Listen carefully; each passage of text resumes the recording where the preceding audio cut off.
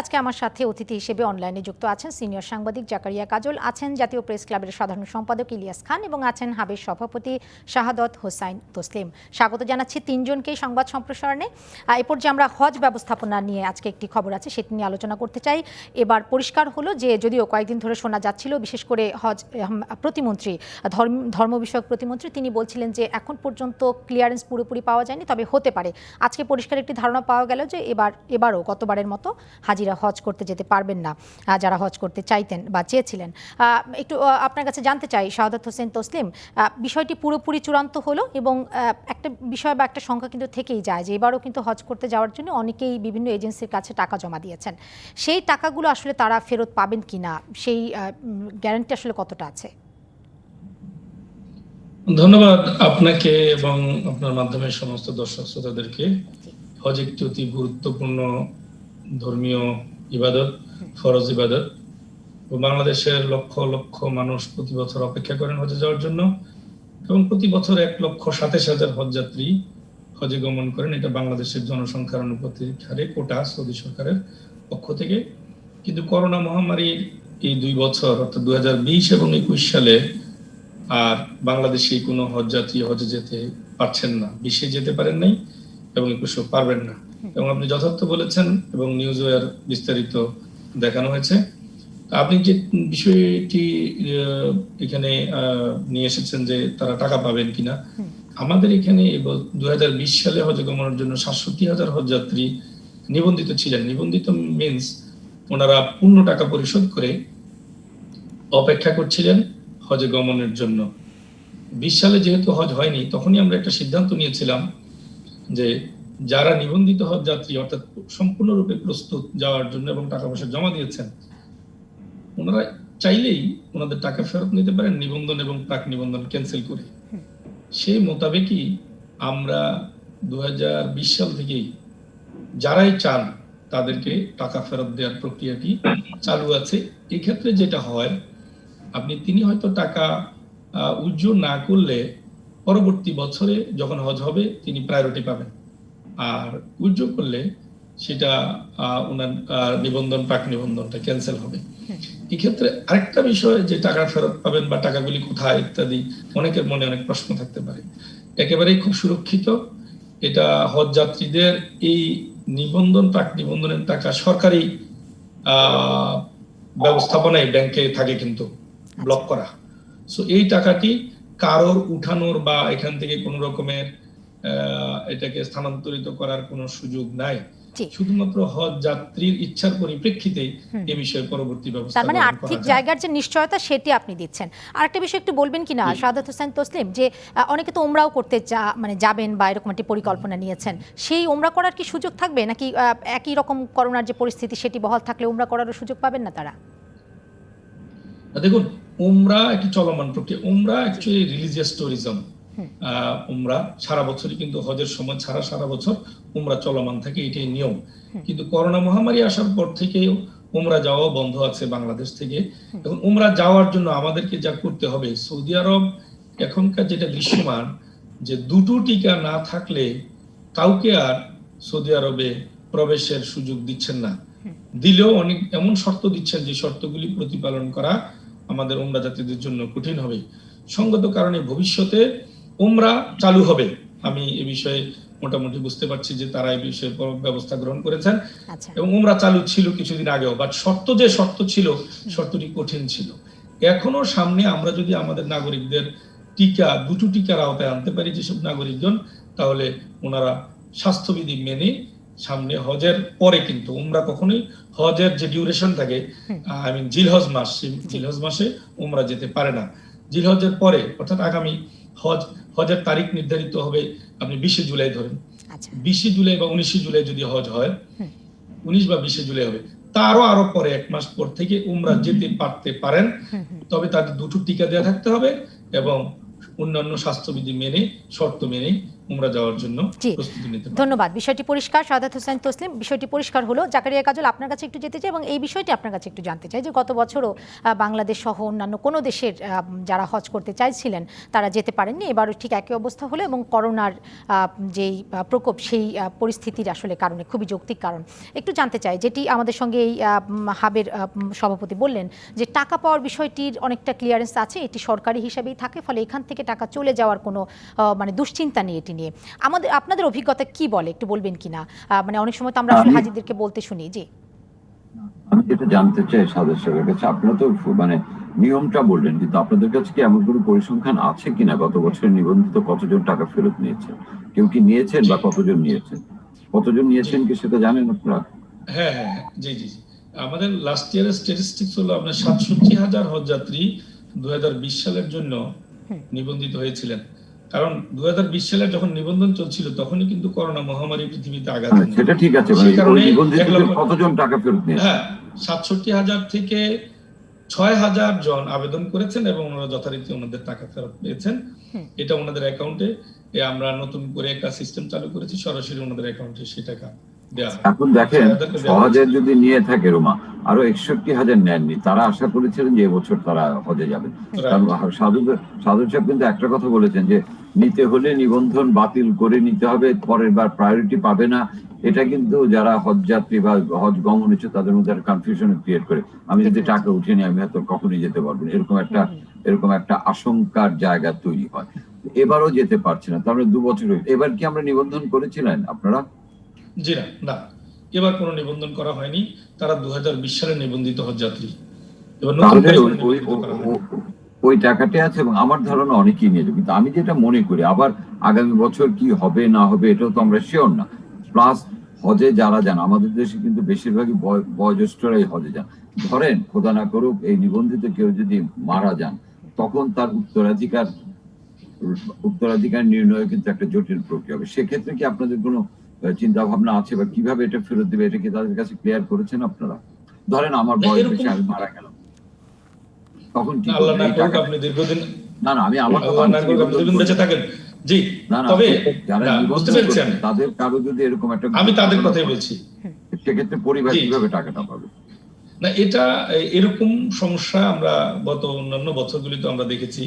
তবে এটা কিন্তু ধর্ম মন্ত্রণালয় সহ আমরা একসাথে কাজটা করি। এটা সরকারের যে নিয়ম, আপনার রাষ্ট্রের যে নিয়ম, যে যিনি আমার ওয়ারিশের যে বিধান, সেই বিধান অনুসারে তার ওয়ারিশকেই সেটাকে ফেরত দেওয়া হয়। সেটা কি আপনারা নিবন্ধিতদের জানিয়েছেন? কারণ আমাদের এখানে উত্তরাধিকারের প্রসেসটা কিন্তু অনেক জটিল।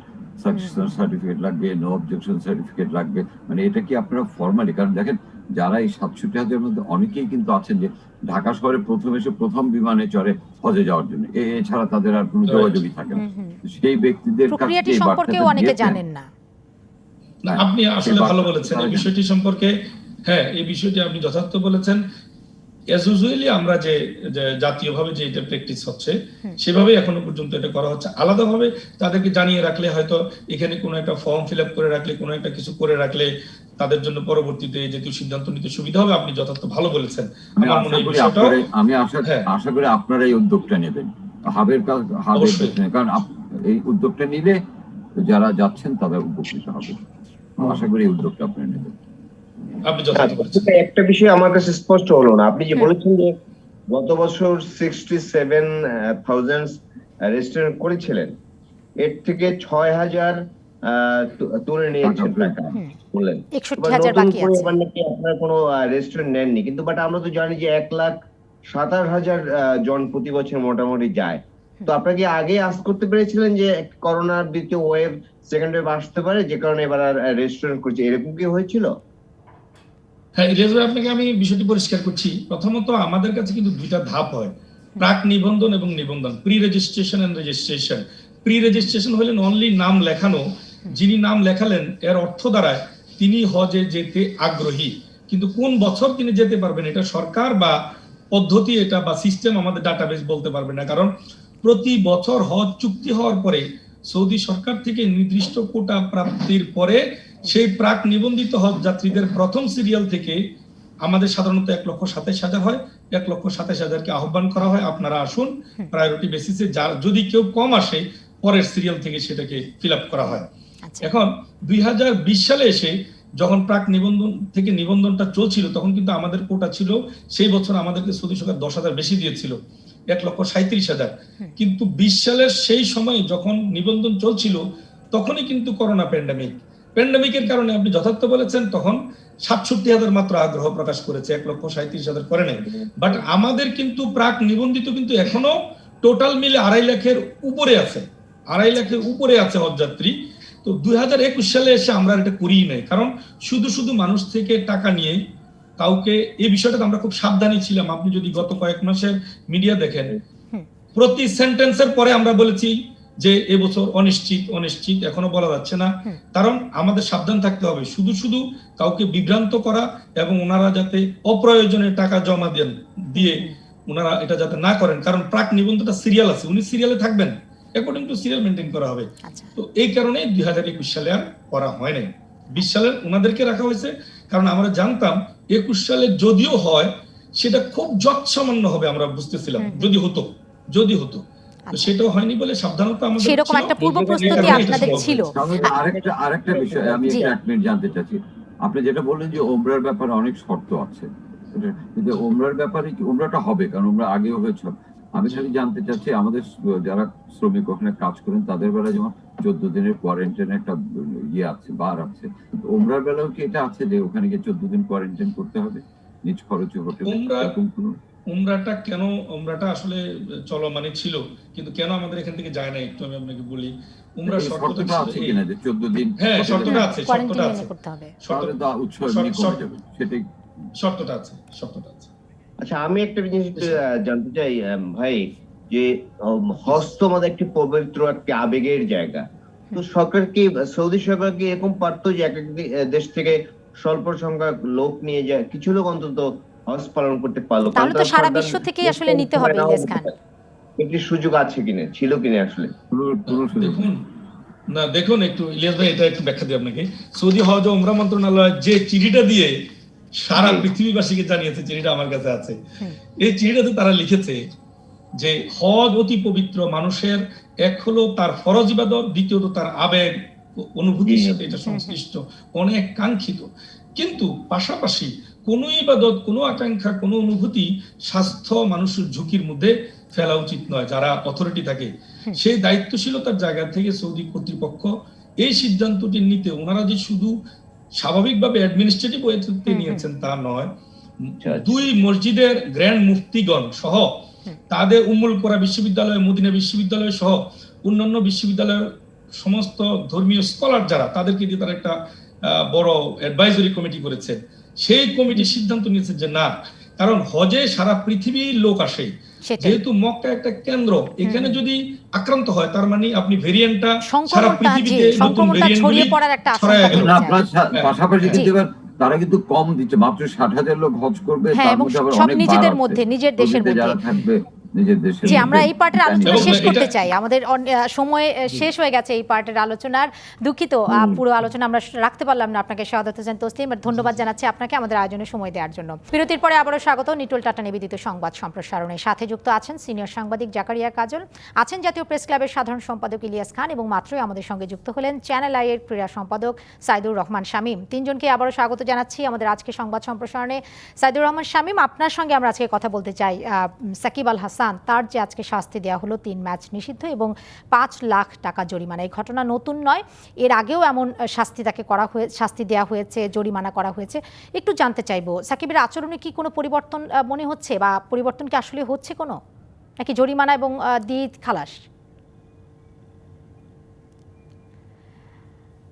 সাইদুর রহমান শামীম, আপনি আনমিউট করবেন, আমরা শুনতে পাচ্ছি না আপনাকে। হ্যাঁ, আমরা এখন শুনতে পাচ্ছেন? শুনতে পাচ্ছি পরিষ্কার, বলুন। হ্যাঁ, আসলে ঘটনাটা কালকেই ঘটে গেছে এবং আপনারা নিশ্চয়ই জানেন যে ঘটনার শাস্তিটাও পেয়ে গেছেন তিনি, পুরো কনসিকুয়েন্সটা জানেন, পরিণতিটাও জানেন। তো আসলে যে জিনিসটা মনে হয়, আমরা অনেকগুলো কথাই বলেছি সাকিব কেন এই আচরণটা করেছে বা এই আচরণের কারণটা কি। আমি প্রথমেই বলবো যে বাংলাদেশের সেরা ক্রিকেটার, বিশ্বের অন্যতম শীর্ষ ক্রিকেটার হিসেবে তার তার এই আচরণটা মোটেই গ্রহণযোগ্য নয়, কোনোভাবেই এটাকে জাস্টিফাই করা যাবে না। এবং এর আগেও তিনি অনেক কিছু ঘটিয়েছেন যেটা খুব অপ্রত্যাশিত ছিল। আমাদের মনে রাখতে হবে যে বাংলাদেশে সাকিব আল হাসান বিরাট একটা বিষয়, বাংলাদেশের ক্রিকেটকে সারা পৃথিবীতে সে রিপ্রেজেন্ট করে, এবং আমাদের পরবর্তী প্রজন্ম বা তার পরবর্তী প্রজন্ম তারা কিন্তু সাকিবকে রোল মডেল করে এগিয়ে যায়। তো যাই হোক, সেই কথাটা আমি বলবো না। আপনারা অনেকেই অনেক কথা বলছেন যে আম্পায়ারিং এ খারাপ কারণের জন্য তিনি রিয়াক্ট করেছেন। আমার কাছে যেটা মনে হয়, গত 2 বছরে আপনি যদি তার পার্সোনাল জিনিস চিন্তা করেন, সে কিন্তু মানসিকভাবে খুব চাপের মধ্যে আছে। 2019 সালে ওই যে আইসিসির ম্যাচ ফিক্সিং এসে প্রপার ইনফরমেশন না দেওয়া হয়, তার 1 বছর মাঠের বাইরে ছিল। তারপর আরো তারপর সে যখন মাঠে ফিরেছে, তখন দেখেন সারা পৃথিবী কিন্তু করোনায় সবাই স্থবির হয়ে গেছে, সবাই আমরা মাঠে ঢুকে গেছি। এবং তারপর যদি তাকে মাঠে ফেরার কথা বলেন, গত বছর থেকে এই পর্যন্ত তার পারফরমেন্স কিন্তু not up to the mark. এই তার মানসিকতাটাও বুঝতে হবে, তার মনস্তাত্ত্বিক যে চাপ। সে বাংলাদেশের একজন সেরা খেলোয়াড়, কিন্তু পারফর্ম করতে পারছে না, এবং পারফর্ম করতে না পারার ফলে এবং তার যে দীর্ঘদিন এই যে বায়ুবাবলে থাকতে হচ্ছে একা নিঃসঙ্গ, এগুলো কিন্তু মানসিক চাপ প্রভাব বিস্তার করে। আমরা যারা সাধারণ মানুষ, আমাদেরও তো করি, যারা খেলোয়াড় তারা মাঠে যেতে না পারলে পারফর্ম না করতে পারলে হতাশা তৈরি হয়। আমার কাছে কেন জানি মনে হয় যে কালকে যে আচরণটা সে করেছে, নিশ্চয়ই সে আচরণটা করবে সকালে বাসা থেকে এই মিশন নিয়ে বাইরে নেই, অল অফ এ সাডেন রাগ হয়ে গেছে। তো আমার কাছে মনে হয় যে এই জিনিসটাও খুব কাজে, মানে তার এই যে তার যে দীর্ঘদিন মাঠে খেলতে না পারা, পারফর্ম না করা, মানসিক একটা বিষণ্ণতা থেকে এমনটা হতে পারে। ধন্যবাদ সাইদুর রহমান শামীম, ধন্যবাদ। জাকারিয়া কাজল, একটু বলবেন কিনা যে আমরা বলছিলাম, যেটি সাইদুর রহমান শামীম বলছিল, যে আমাদের আইডল, আমাদের কাছে আমাদের আইডল, আমাদের অ্যাসেট, সারা বিশ্বকে চেনাচ্ছে সাকিব আল হাসান ক্রিকেটের মাধ্যমে। এরকম একটি অ্যাসেটকে আমরা কি প্রপার কাউন্সেলিং করতে পারছি? কারণ আমরা সারা বিশ্বে কিন্তু দেখি ফুটবলার, ক্রিকেটার যারা আছে এরকম আইডল, তাদেরকে কিন্তু প্রপার একটা কাউন্সেলিং এর মধ্যে রাখে, সেটা আচরণগত হোক, তাদের যে মানসিকভাবে বিপর্যস্তের কথা আমরা বলছি, এই জায়গাটা একটা কাউন্সেলিং থাকে। আমাদের কি সাকিব আল হাসানকে আমরা সেই কাউন্সেলিংটা করতে পারছি? আপনি তাকে কাউন্সিলটা করবেন কখন? উনি নিষিদ্ধকালীন সময় চলে গেলেন বিদেশে, আসলেন, চলে গেলেন আবার আইপিএল। না, শুধুমাত্র এই ঘটনায় নয়, এর আগেও মানে আমাদের অ্যাসেট তো আসলে অনেকটা। আমাকে বলতে, মানে আমি যেটা মনে করি, যিনি যত উপরে উঠবেন তার আচরণ এবং তার ততটাই শালীন এবং হতে হবে। আমি যদি মনে করি যে আমি অপরিহার্য, জন্য আমি যা খুশি তাই করব, এটা কিন্তু খুব ভালো বার্তা দেয় না। অনেকে এটা ঢাকার চেষ্টা করছেন, অনেকে, this is not the only incident, তার তো আগের এরকম ইনসিডেন্ট। কাজে আমি খুব ভালো, আমি 1 নাম্বার, যার জন্য আমি যা খুশি করব, এটা করার পাশাপাশি আমার ভাবতে হবে আমাকে অনেকে ফলো করে। আমি তো মনে করবো যে 3 match suspend, 2 match suspend, 2 lakh টাকা 5 লাখ টাকা জরিমানা, এত গুরু পাপে লঘুদণ্ড হয়েছে বলে এটা ব্যক্তিগতভাবে মনে করি। কারণ আমি মনে করি পৃথিবীতে কেউ অপরিহার্য না। সাকিব আল হাসান ছাড়াও বাংলাদেশ খেলেছে, সাকিব হাসান ছাড়াও খেলবে, তাই না? কিন্তু আমি যদি এরকম আচরণকে প্রশ্রয় দিই, যেটা আমার কাছে মনে হচ্ছে, এটা কিন্তু যারা তাকে ফলো করে বা জুনিয়র যারা আছে তাদের মধ্যে এটা হবে যে আমি এটা করবো, 2-3 ম্যাচ সাসপেন্ড হবো, 5 লাখ টাকা জরিমানা দেবো, এর বেশি তো আর কিছু হবে না। কাজে এইটা কিন্তু একটা বাজে উদাহরণ হয়ে থাকবে। I am not concern only about Shakib. আমি যেটা মনে করি, সাকিবের আচরণ অন্যদেরকেও প্রভাবিত খারাপ করবে। এবং যেটা বলা হচ্ছে যে রেফারি ভুল, ম্যাচ আম্পায়ার ভুল করেছে, তিনি অন্যায় করেছে, but this is not the way to protest, তাই না? আম্পায়ার যদি ভুল করে থাকেন, এটা তো বিধিবদ্ধ অনেক ব্যাপার আছে যেভাবে উনি করতে পারেন। আমি মনে করি এই আচরণটা কোনোভাবে গ্রহণযোগ্য না, এবং এই শাস্তিও আমি মনে, যেমন আজকে যেটা প্রেস কনফারেন্সে দেখলাম, সিডিএম এর চেয়ারম্যান বললেন যে আমাদের কিছু করার নেই, ম্যাচ রেফারি এবং যে রিপোর্ট দিয়েছে আমরা এটার বেসিসে ব্যবস্থা নিয়েছি। কি ওটা স্বামী সাহেব ভালো বলতে পারবেন, লেভেল দিয়ে ইত্যাদি বলেছেন। হ্যাঁ, কিন্তু ম্যাচ রেফারি কি রিপোর্ট দিল? সারা দেশের মানুষ তো এটা দেখেছে, সারা দেশের মানুষ, সারা পৃথিবীর মানুষ তো দেখেছে তার আচরণ। কাজেই ম্যাচ রেফারি কি করলো আর ওনারা কি চোখ বন্ধ করেছিলেন? আজকেও তো অনেকবার দেখানো হয়েছে বিভিন্ন গণমাধ্যমে, তাই না? আমি মনে করি ভবিষ্যতের জন্য এটা খুব সুখকর কিছু হলো না। ধন্যবাদ। আমি একটু অ্যাড করি, এই কাজল ভাই যা বললেন, আমি তার সাথে মোটামুটি সব বিষয়ে একমত। আমাদের সমস্যা হচ্ছে কি, আমরা যেটা করি, আমরা সাকিব আল হাসানকে যখন সে ভালো খেলে তখন মাথায় তুলে রাখি, এটা সরকারি পর্যায়ে থেকে আরম্ভ করে আমরা সবাই। হ্যাঁ, কিন্তু আমরা যদি প্রপারলি এই খেলোয়াড়দের মেনটেন করতে পারতাম, দেখেন সচিন তেন্ডুলকার কিন্তু ভারতে জন্ম নিচ্ছে, অস্ট্রেলিয়ায় স্মিথ আছে, তাদেরকে কিন্তু প্রপারলি, তারা সবসময় দেশে থাকে তা না, তাদেরকে কিন্তু প্রপারলি গাইড করা হয় এবং তাকে বোঝা হয় যে তুমি আইনের ঊর্ধ্বে নয়, কিন্তু সেটাই। আমাদের দেশে হয় কি, আমাদের প্লেয়াররা দেখা যায় যে খেলা থাকা অবস্থায় জাতীয় দলে খেলছে, আবার রাজনীতিতে যোগ দিচ্ছে, জাতীয় সংসদ ইলেকশন করছে, সাকিবকে তো রাজনীতিতে নিয়ে যাওয়া হচ্ছে। তারা যখন খেলাধুলা করে তাদেরকে এই বার্তাটা দেওয়া উচিত যে তুমি বাংলাদেশের হয়ে শুধু খেলবে, তুমি আইনের নও, তুমি খেলবে, তোমাকে আমি সম্মান করব, কিন্তু সেই সম্মানটা যেন আইন ভঙ্গের পর্যায়ে না যায়। আমাদের মানে সাকিব, ডিসিপ্লিনের তামিম জায়গাটায় তারা ঘাটতি হয় কি? চোখে পড়ছে আপনাদের আমাদের ডিসিপ্লিনারি বডিতে। রাজনীতিটা খুব, আমি কি বলবো, জি, ধন্যবাদ আপনাকে। আমরা মোটামুটি বুঝতে পেরেছি আপনি যেটি বলতে চাইছেন, যে ডিসিপ্লিনের জায়গাটা কিছুটা ঘাটতি রয়ে গেছে। ইলিয়াস খান, আপনি যদি যুক্ত করতেন। আমি এটি যোগ করতে চাই যেটা কাজল ভাই খুব চমৎকার করে বলেছেন যে কেউ অপরিহার্য না। সাকিব গতকাল যেভাবে উইকেট ভেঙেছে, এটি আমরা দীর্ঘদিন ধরে খেলা দেখি, এই দৃশ্য কিন্তু আমরা খুব খুব বেশি দেখেছি বলে আমার মনে হয়। তবে একটি বিষয়ে খুব আমার যেটি মনে হচ্ছে, তিনি মানসিক ভাবে খুব বিপর্যস্ত, বা তিনি ভালো পারফর্ম করেছেন। দীর্ঘদিন ধরে আমরা জানি যে তিনি বিশ্বের 1 নম্বর প্লেয়ার ছিলেন। গত কয়েকটি ম্যাচে তিনি কিন্তু একদম ভালো করছেন না, সুতরাং মানসিক অবস্থা থেকে এই কাজটি করেছেন বলে আমি মনে করি।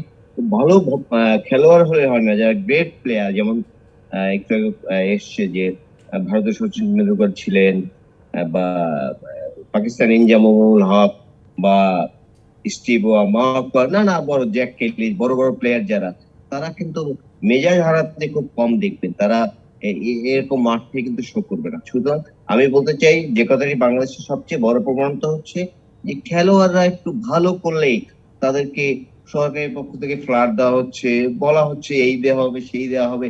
এগুলো প্রফেশনাল অ্যাটিটিউড না বলে আমি মনে করি। সুতরাং বুঝতে হবে যে কোন ব্যক্তি আইনের ঊর্ধ্বে নয়। সেক্ষেত্রে ইলিয়াস খান, আপনারা কি এটি বলতে চাচ্ছেন কিনা, মানে আপনারা কি এটি বলতে চাচ্ছেন কিনা যে তাহলে তাকে যে শাস্তি দেওয়া হচ্ছে সেই শাস্তি পর্যাপ্ত নয়, এরকম কি? আমি তো বললাম এটা গুরু পাপে লঘুদণ্ড দেওয়া হয়েছে। আচ্ছা। আমি আরেকটা কথা বলি শেষ করে এইটা প্রসঙ্গ আমার দিক থেকে। আমাদের দেশে একটা প্রবণতা আছে, কেউ যদি উল্টাপাল্টা কিছু করে অন্যায়, আরে ও পাগল, ও এরকম করবে, এই পাগল তকমা দিয়ে মাফ করে দেওয়া, আরে ও তো পাগল, ও এরকম করেই থাকে।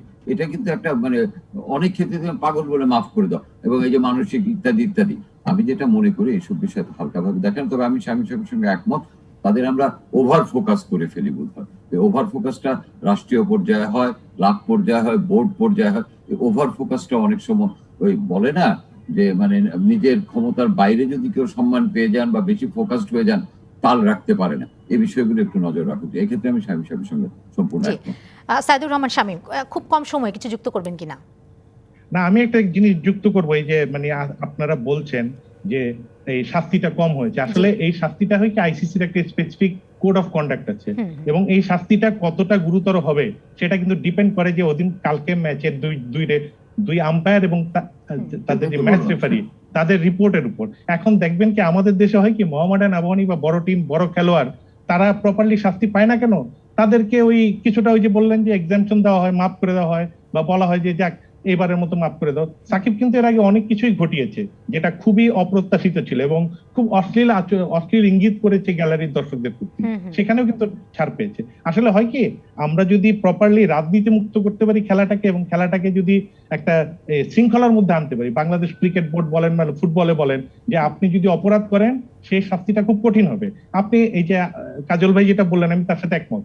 আজকে যদি সচিন তেন্ডুলকর বলেন বা বিরাট কোহলি বলেন বা কোনো খেলোয়াড়, ফুটবলার যদি এই আচরণ করতেন, সেটা যদি অস্ট্রেলিয়া হতো, জার্মানি হতো, তাকে আরো কঠিন শাস্তি পেতে হতো, এবং সিস্টেমটা এরকম থাকতো যে ওই শাস্তি তাকে অ্যাভয়েড করার কোনো সুযোগ ছিল না। আমি সেটাই বলতে চাচ্ছি। অনেক ধন্যবাদ জানাচ্ছি সাইদুর রহমান শামীম আপনাকে আমাদের আয়োজনে আজকে সময় দেওয়ার জন্য এবং আপনার বিশ্লেষণ তুলে ধরার জন্য। বিরতির পরে আবারও স্বাগত সংবাদ সম্প্রসারণে। জাকারিয়া কাজল, এ পর্যায়ে আমরা কথা বলতে চাই, আজকে একটি রিপোর্ট আমরা দেখালাম, এক আদালত থেকে যখন জামিন পাচ্ছে, সেই জামিনের জন্য এক বেঞ্চ থেকে আরেক বেঞ্চে ঘোরাঘুরি করছে আসামিরা, এবং সেই আসামির মধ্যে ডাক্তার সাবরিনা আছে, শাহেদ আছে, এই নানান রকম মানে এই চলতি বছরগুলোতে যারা উল্লেখযোগ্য রকমের আলোচনায় এসছেন সেরকম আসামিরা। একটু জানতে চাইবো আপনার মন্তব্য। আমি যেটা মনে করি, আসামিরা তো জামিন চাইবেনি, তারা তো মুক্তি পাবার চেষ্টা করবেনি। জামিন পাওয়ার অধিকার এক্ষেত্রে আদালতের ভূমিকা আমি ধন্যবাদ জানি, কারণ জামিন চাইবার অধিকার যেমন মানে অভিযুক্তের আছে, তেমনি জামিন দেয়া বা না দেওয়ার অধিকারও কিন্তু আদালতের। একটা কথা কিন্তু সত্য, যেটা আমাদের যে অ্যাডিশনাল অ্যাটর্নি জেনারেল বললেন, যে প্রভাবশালী অপরাধীরা যদি জামিন পায় তারা কিন্তু তাদের মামলাগুলি বাইরে এসে মামলা সাক্ষী ইত্যাদি প্রভাবিত করার অনেক সুযোগ তাদের কাছে থাকে। আর আমি যেটা বলি এখানে যাদের নিয়ে আমরা আলাপ করছি, শাহেদ, সাবিনা ইত্যাদি ইত্যাদি, প্রমাণিত হয়নি, আদালতের রায় না হওয়া পর্যন্ত আমরা দোষী বলতে পারবো না। কিন্তু পারসেপশনটা কি, পাবলিক পারসেপশনে আমরা সবাই দেখেছি তারা খুব জঘন্য রকমের কাজ করেছে, অপরাধ করেছে বলে গ্রেপ্তার হয়েছে। আমি জানি না আদালতে তারা মুক্তি পেলে তারা so long the judgement is not there, perception হচ্ছে তারা অপরাধী এবং খুব মানুষের জীবন মৃত্যু নিয়ে খেলা করেছেন তারা। কাজে তাদের জামিন না দেওয়াটা আমি মনে করি, আমি আইনজ্ঞ নই কিন্তু সাধারণ মানুষ হিসেবে আমি মনে করি এটা আদালতের একটা খুব চমৎকার কাজ। আর যেটা বললেন যে ওই যে এক বেঞ্চ থেকে আরেক বেঞ্চে যায়, এটার জন্য কিন্তু ওই কোর্টেরই কিছু অসাধু কর্মচারীরা জড়িত, যেটা রিপোর্ট এসছে। আমি মনে করি আদালতে যারা কর্তৃপক্ষ আছেন, প্রধান বিচারপতি, এই চক্রটাকে বের করে এদের বিরুদ্ধে একটা ব্যবস্থা নেওয়া উচিত। ধন্যবাদ জাকারিয়া কাজল। ইলিয়াস খান। না, আমি একটি কথা বলবো যে আসামি যিনি তিনি তো জামিন পেতে চাইবেনি, যত ধরনের কৌশল আছে। আমরা এমনও মাঝে মাঝে জানি যে ফেক কাগজপত্র তৈরি করে জামিন নিয়ে থাকে। সুতরাং কাজল ভাই যেটি বললেন যে তাদের যে অপরাধগুলো, পাবলিক পারসেপশন যে তারা অপরাধী, বাট আমি জানি না কথাটি বলা ঠিক হবে কিনা, এমন তো হতে পারে যে তারা অপরাধী নাও হতে পারে। সুতরাং প্রমাণ সাপেক্ষে তারা যদি অপরাধী প্রমাণিত হয়, একটু আগে ডেপুটি অ্যাটর্নি জেনারেল সাহেবের কথা শুনলাম, তিনি যেটি বলেছেন তারা কি বলে প্রতিবন্ধকতা সৃষ্টি করছেন বা তারা সরকারের পক্ষে লড়ছেন যাতে অপরাধীরা জামিন না পায়। প্রকৃত অপরাধী যদি হয় তাহলে জামিন পাবে না, সেটি কোর্টের নিশ্চয়ই খুব ভালো ভূমিকা। বাট এটি আগে আইডেন্টিফাই করতে হবে যে পাবলিক পারসেপশন ধরে না প্রকৃতপক্ষে অপরাধী কিনা, দ্যাটস ভেরি ইম্পর্টেন্ট। এবং যদি অপরাধী হয় আমি নিশ্চিত বিশ্বাস করি যে তাদের জামিন পাওয়ার কোনো সুযোগ আছে বলে আমি মনে করি। বাট অপরাধী না হলে কিন্তু তারা জামিন পেতে পারেন এবং জামিনের জন্য তারা অব্যাহত চেষ্টা করেই যাবেন বলে আমাদের মনে হয়। অনেক ধন্যবাদ জানাচ্ছি ইলিয়াস খান আপনাকে আমাদের আয়োজনে সময় দেওয়ার জন্য। ধন্যবাদ জাকারিয়া কাজল আপনাকেও আমাদের আয়োজনে সময় দেওয়ার জন্য এবং আপনাদের বিশ্লেষণ তুলে ধরার জন্য।